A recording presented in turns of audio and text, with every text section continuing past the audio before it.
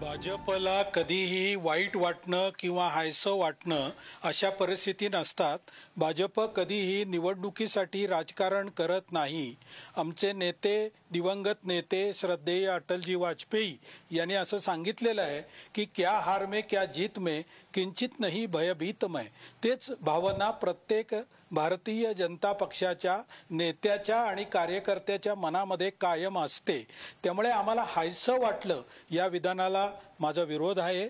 हा आम्हाला आनंद नक्कीच झालेला आहे की काँग्रेसनी जे खोटी नॅरेटिव्ह तयार करण्याचा जो प्रयत्न केला, एका राज्यामधले कुस्तीपटू म्हणजे भारतीय कुस्ती संघटनेचं सगळं काही त्यांच्यामध्येच आहे, ज्याच्यामध्ये महाराष्ट्रातल्या कुस्तीपटूंवरती अन्याय झाला तो काँग्रेसवाले विसरले.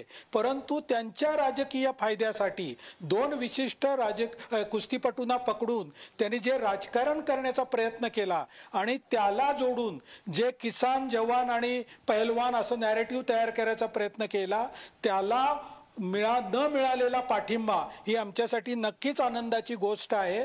कारण आमचं असं मत आहे की कुठल्याही खेळामध्ये राजकारण करू नये, जे काँग्रेस वर्षानुवर्ष करत आली. आपल्याला माहिती असेल की गेल्या अनेक वर्षापूर्वी झालेल्या ऑलिम्पियाड एशियाड नावाच्या गेममध्ये काँग्रेसच्या पुण्याच्या सुरेश कलमाडी नावाच्या नेत्यांनी फक्त भ्रष्टाचार केला आणि संपूर्ण ज्या गेमची वाटोळं लावलं. ही काँग्रेसची मानसिकता आहे आणि तीच मानसिकता अजूनही आहे.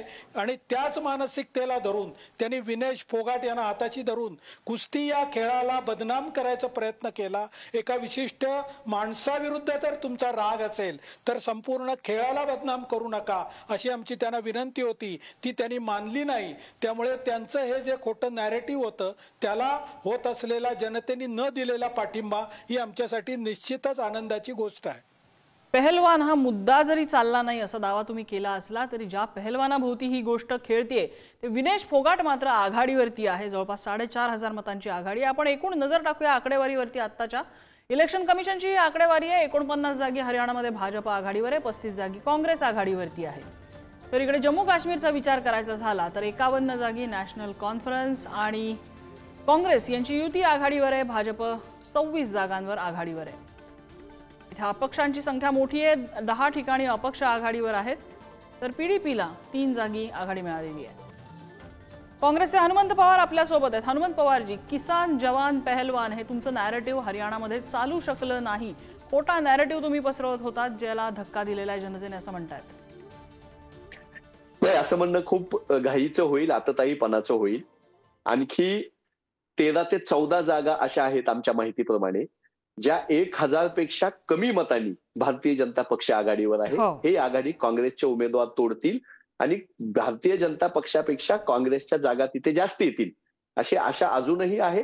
थोडी गडबडघाई, आपण गोंधळ करायला नको, थोडी वाट पाहूया. हा पहिला मुद्दा. दुसरा मुद्दा, आता भारतीय जनता पक्षाचे प्रवक्ते आंबेकर साहेब जे म्हणाले की खोटं नॅरेटिव्ह तयार केलं, कुस्तीपटू महिलांवर शारीरिक शोषणाचे आरोप झाले, त्यांच्यावर पॉक्सो अंतर्गत गुन्हे दाखल झाले आणि कोर्टामध्ये खटला चालू आहे. त्या मुलींनी जवळपास 2 वर्ष संघर्ष केल्यानंतर मग गुन्हे दाखल झाले. हे नॅरेटिव्ह खोटं आहे. शेतकऱ्यांना दिल्लीच्या सीमेवर येण्यापासून रोखणारं हेच हरियाणा सरकार आहे. त्यांच्या रस्त्यामध्ये खडे ठोकले, त्यांच्या अंगावर लाठीचार्ज करण्यात आला, त्यांना गोळ्या पण घालण्यात आल्या या सरकारकडून. हे खोटं आहे. हे दिवसाढवळ्या बघितलेलं आहे सगळ्यांनी. अग्निवीर योजना आणून तिथल्या तरुणांना, बेरोजगारी संघ अगोदरच झुंजणाऱ्या तरुणाला आणखी बेरोजगारीच्या खाईत टाकण्याचं काम, ह्याच्यात काय खोटं आणि खरं नॅरेटिव्ह आहे? थोडी वाट बघा. हरियाणामध्येही भारतीय जनता पक्षाला मतदारांनी दिलेला कौल समोर येईल. त्यांनी जे उदाहरण दिलं ते कुस्तीचं दिलं. त्यांचं असं म्हणणं आहे की फक्त हरियाणातले कुस्तीपटू म्हणजे अख्ख्या देशाची कुस्ती ही भाजपने कशी बदनाम केली असं चित्र काँग्रेसने रंगवायचा प्रयत्न केला आणि त्यामध्ये महाराष्ट्रातले कुस्तीपटू पण भरडले गेले. हे काँग्रेसने लक्षात घेतलं नाही असा त्यांचा दावा आहे.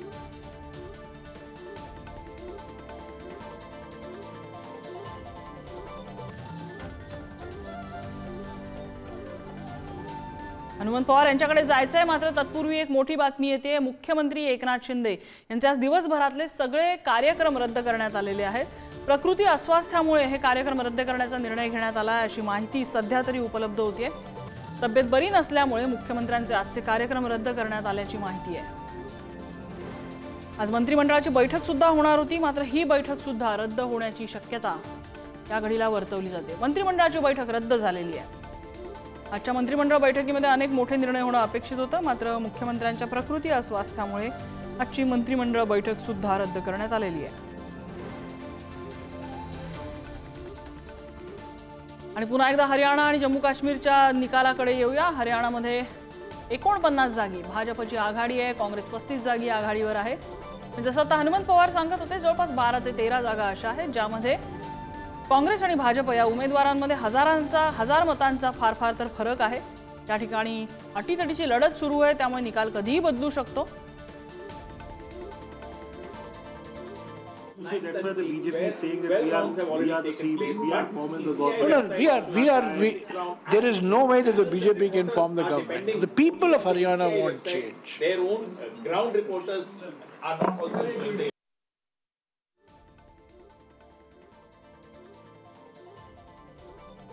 तर हरियाणामध्ये भाजप हॅट्रिक करण्याच्या तयारीत आहे। काँग्रेसही 35 जागी आघाडीवर आहे आणि हा मतांचा कल, हा निकालाचा कल बदलणार का हे पुढच्या 2-3 तासामध्ये स्पष्ट होईल। हरियाणामध्ये बहुतेक मतदारसंघात मतमोजणीच्या अनेक फेऱ्या झालेल्या आहेत। भाजप त्यात 49 जागी आघाडीवर आहे आणि काँग्रेस 35 जागी आघाडीवर आहे, तर इतर पक्षांना 5 जागी आघाडीवर मिळाले।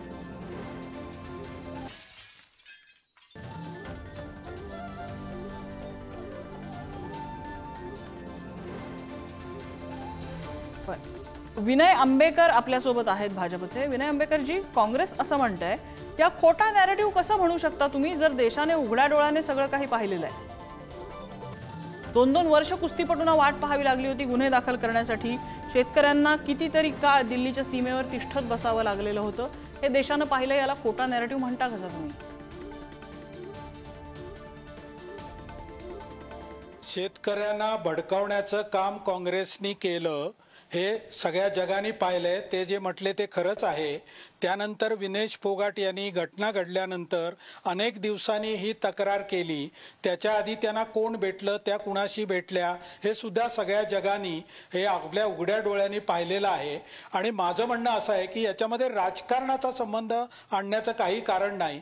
कुठलेही जे घटक आहेत समाजाचे, त्या सगळ्यांच्या विषयी भाजपला आंबेडकरजी, विनेश फोगाट कुणाला भेटली, काय भेटली, हा पुढचा मुद्दा, हा वेगळा मुद्दा असू शकतो, पण याचा अर्थ तिच्यावर अन्याय झालाय ही गोष्ट दुर्लक्षित करून चालेल का? तेच मी बोलत होतो की भाजपचा अशी कुठलीही भूमिका नाही की ती कुणावरही अन्याय व्हावा। तिच्या भावनांचा संपूर्ण आदर ठेवून माननीय अनुराग ठाकूर क्रीडा मंत्री त्यावेळचे तिला भेटले होते आणि ज्या खेळाडूंनी आपली सुवर्ण पदकं ही आम्ही यमुनेमध्ये टाकणार अशा प्रकारचा स्टँड घेतला, त्यांना सुद्धा ठाकूर साहेब जाऊन भेटलेले होते, त्यांना समजावण्याचा प्रयत्न केला। भाजपने तुम्ही कुठलीही टोकाची भूमिका घेऊ नका, तुमची जी न्यायविहित न्याय प्रक्रिया आहे त्याच्यानुसार तुम्हाला न्याय मिळेल अशी त्यांना वारंवार विनंती केलेली होती। परंतु ते काही राजकीय इन्फ्लुएन्स मध्ये होते असं आम्हाला त्यावेळेला वाटत होतं। जे त्यांच्या राजकीय प्रवेशानंतर आणि त्यांना पुढे करून जाट मतं आपल्याला मिळतील अशा प्रकारची जी भूमिका काँग्रेसकडून मांडली गेली, त्यानंतर हे जगासमोर आलं। आमचंही म्हणणं तेच आहे की जे काही झालं ते जगासमोर आहे आणि सगळ्यात महत्त्वाचं म्हणजे हरियाणाच्या मतदारांसमोर आहे। त्यामुळे तुम्हाला आणि मला ताई जेवढं माहिती आहे त्याच्यापेक्षा जास्त कुणाची या कुस्ती संघावरती दादागिरी चालते, कुणाला आपल्या मताप्रमाणे कुस्ती संघ चालावा असं वाटतं हे आपल्याला जेवढं कळतं। महाराष्ट्रातल्या खेळाडूंवर अन्याय झाला का नाही, महाराष्ट्र सोडा, देशभरातल्या सगळ्या खेळाडूंवर अन्याय करून फक्त हरियाणाचे काही विशिष्ट खेळाडू हे त्या कुस्ती संघावर कसा स्वतःचा दावा लावत होते हे सगळ्या हरियाणाला माहिती आहे। त्यामुळे हरियाणाने त्यांना काही तेवढा पाहिजे तेवढा प्रतिसाद दिलेला नाही, त्यामुळे हे सगळं जगासमोर आहे हे म्हणणं मला मान्य आहे। बोईटे सर, किसान जवान पहलवान हा नॅरेटिव्ह चालला नाही असं या क्षणाला म्हणणं योग्य ठरेल का की घाईचं ठरेल? घाईचं ठरेल, कारण आपण पाहतो आहोत की सकाळपासून आपण काही तासांनी जे कल बदलताना दिसतात, अर्थात आता भाजपाला जी आघाडी मिळालेली आहे नम्रता, ती आघाडी चांगली आघाडी आहे। परंतु सकाळी काही तासांपुरतं म्हणजे 1-2 तास तरी काँग्रेस 60 पर्यंत पण पोहोचलेली ना। त्यामुळे सध्याचे जे मतमोजणीचे कल आहेत ते निम्म्या फेऱ्यांच्या पुढे जातील, आता जाऊ लागलेले आहेत। काँग्रेस अनेक ठिकाणी स्पर्धेत जरी असली तरी काँग्रेसकडे असलेलं मताधिक्य हे भाजपाशी तुलना केली तर भाजपचं मताधिक्य बऱ्याच ठिकाणी जास्त दिसतंय आणि काँग्रेसचं तेवढं नाही आहे. आपण जरी ओव्हरऑल मतदानाचं पाहिलं तर मतांच्या संख्येत काँग्रेस पुढे हरियाणामध्ये आणि जागांच्या संख्येत भाजपा पुढे. मात्र जोपर्यंत 20 समजा फेऱ्या असतील तिथे 12-13 फेऱ्यांच्या पलीकडे किंवा किमान 10 फेऱ्यांच्या पलीकडे जात नाही, 17 फेऱ्या आहेत काही ठिकाणी, तिकडे किमान 9 फेऱ्या होत नाहीत, तोपर्यंत आपण ठामपणे काही सांगणं की हे नाकारलं गेलं, हे चाललं, जवान असेल, किसान असेल, पैलवान असेल. एक फक्त मी नम्रपणे भाजपचे प्रवक्ते आंबेकरजींच्या लक्षात आणून देतो की आता पैलवानांचा उल्लेख केलात. नम्रता, तुम्ही चांगला प्रश्न विचारलात. त्यावर हरियाणातल्या पैलवानाबद्दल हरियाणामध्ये चांगलं मत नाही असं जे एक भाष्य केलं गेलं. माझ्यासमोर आता निवडणूक आयोगाची आकडेवारी आहे. जुलाना या मतदारसंघाची त्यातली 15 पैकी 9वी फेरी झालेली आहे. म्हणजे मीच मगाशी जे सांगितलं की निम्म्या तरी फेऱ्या झाल्या पाहिजेत. तिथे विनेश फोगाट ज्याने पॅरिसमध्ये मेडल मिळवलं आणि त्यांनी मेडल गमावलं, त्यानंतर केवळ भारत नाही जग हळहळलं होतं, आपल्या प्रत्येकाला दुःख झालेलं. विनेश फोगाट तिकडे काँग्रेसचे उमेदवार आता 9व्या फेरीनंतर 4130 मतांनी त्या आघाडीवर दिसतात आहे. त्यामुळे अगदीच पैलवानांना हरियाणानं आपलं मानलं नाही असं म्हणणं थोडंसं घाईचं ठरेल असं वाटतं. आपण निकालापर्यंत थोडं थांबूया, थोडे स्पष्ट आणखी काही कल हाती येऊ द्या असं मला वाटतं. नम्रता, हे हरियाणाचं चित्र झालं. जम्मू काश्मीरचं वास्तव मात्र आता भाजपने स्वीकारलं पाहिजे की अजूनही त्यांच्या आशा त्यांनी उंचावलेल्या ठेवाव्या, काय वाटतं सर? नाही, कारण परत एकदा एक फरक स्पष्ट करतो. हरियाणामध्ये जसं फेऱ्या निम्म्याच्या पुढे जाऊ लागलेल्या, त्यामुळे मी थोडंसं बोललो की भाजपासाठी आशावादी आहे, त्यांचं मताधिक्य थोडं जास्त होऊ लागलेलं आहे. मगाशी मी एक तासाभरापूर्वी मांडलेलं नम्रता की 39% खाली भाजप होती मतांच्या संख्येत सुद्धा आणि 42% जवळजवळ 2-2.5% फरक होता. तो फरक आता 1-1.5% आलेला आहे मतांच्या संख्येतला. भाजपनं स्वतःची मतांची संख्या सुद्धा वाढताना दिसते आहे. त्याच वेळी जम्मू काश्मीरमध्ये तुलनेनं मतदारसंघांची संख्या 90च असली तरी सुद्धा मतदार संख्या कमी असावी त्या अनेक मतदारसंघांमध्ये. त्यामुळे तिकडे निम्म्याच्या पुढे गेलेल्या आहेत फेऱ्या. थोडंसं मी सांगतो तिकडच्या बद्दलचं की तिकडे आता अधिकृत आकडेवारीनुसार 42 जम्मू काश्मीर नॅशनल कॉन्फरन्स म्हणजे नॅशनल कॉन्फरन्स अब्दुल्लांची आणि 8 म्हणजे 50 हा अधिकृत आकडा आघाडीवर असलेल्या मतदारसंघाचा दिसतोय इंडिया आघाडीचा आणि भाजप 28वर. तिथं एकच आहे की सज्जाद लोन यांच्या पीपल कॉन्फरन्सला 2 जागा आहेत. मात्र सज्जाद लोन हे मगाची पिछाडीवर होते. आता त्यांची ताजी माहिती माझ्याकडे नाही आहे. एक फक्त छोटंसं लक्षात आणून देतो, तुम्ही जो प्रश्न विचारला त्यातली स्पेसिफिक माहिती की जम्मू काश्मीरमध्ये या केंद्रशासित प्रदेशात नव्यानं तयार झालेल्या 43 जागा या जम्मू प्रदेशात येतात आणि 47 या काश्मीरमध्ये येतात. तिकडे नॅशनल कॉन्फरन्सला जम्मूमध्ये 43 पैकी 11 जागा म्हणजे नॅशनल कॉन्फरन्स काँग्रेस इंडिया आघाडीला, PDPला 0 खातंही उघडता आलं नाही. BJPला मात्र 43 पैकी 26 जागा मिळालेल्या, 2 जागा आता वाढलेल्या आहेत मगाची मी आकडेवारी सांगितली त्यापेक्षा, आणि इतरांना 6 जागा आहे. म्हणजे जम्मूमध्ये 370चा मुद्दा चालला असं म्हणावं का? जर आपण काश्मीरमध्ये बोलतो की अगदीच फेटाळला गेला तर तसं म्हणावं लागतं. दोन्ही ठिकाणचं मतदारांचं प्रमाण लक्षात घेतलं, स्पष्ट बोलायचं तर जम्मू हे हिंदू बहुल प्रदेश आहे, तर जम्मू काश्मीर केंद्रशासित प्रदेशातला काश्मीरचं खोरं हे मुस्लिम बहुल आहे. त्यामुळे स्वाभाविकच ही तफावत सुद्धा असू शकते, हे नाकारता येत नाही. काश्मीरमध्ये 47 जागा आहेत काश्मीर खोऱ्यात, त्यातल्या नॅशनल कॉन्फरन्स काँग्रेस आघाडीनं 41 जागा मिळवल्यात. त्यांची आघाडी तिकडे वाढलेली आहे. PDPला तिथं 3 जागा मिळाल्या, मगाशी PDPला 4 होत्या, त्यापैकी 1 कमी झालेली दिसते आहे. भाजपला तिथं मगाशी 1 जागा आघाडीवर दिसत होती, ती सुद्धा आता दिसत नाही आहे. आणि इतर 3 जागा ज्यात सज्जाद लोन यांचा मी उल्लेख केला त्यांच्या पक्षाच्या 2 जागा आहेत. त्यामुळे स्पष्टपणे दिसत आहे की काश्मीर खोरं हे भाजपच्या कडवटपणे विरोधात मतदान करताना दिसतंय. तर जम्मूमध्ये मात्र नॅशनल कॉन्फरन्स आणि काँग्रेसलाही 11 जागांवर प्रतिसाद मिळालेला दिसतोय. मगाशी तो 12 होता, 1 जागा कमी झालेली दिसते आता आघाडीवरची.